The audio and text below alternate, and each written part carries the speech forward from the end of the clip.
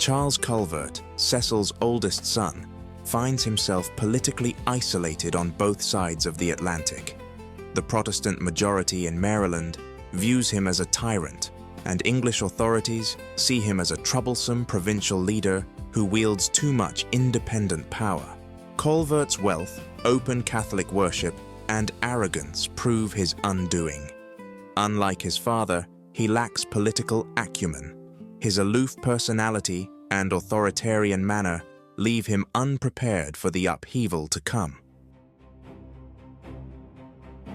In 1685, the upheaval unfolds.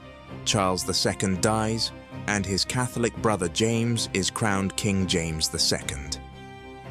He remains the last Catholic monarch ever to rule Great Britain.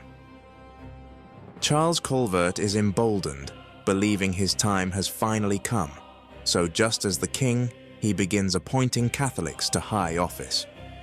But trouble is brewing as growing socio-economic differences driven by tobacco profits intensify underlying religious tensions. There is also trouble in England.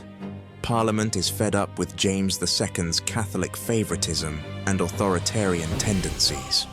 Charles, still in London, recognizes the danger immediately.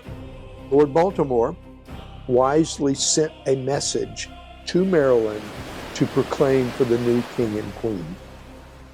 Unfortunately, the messenger died on the voyage to Maryland. Maryland colonists are left without clear instructions as the British Empire quickly transforms around them.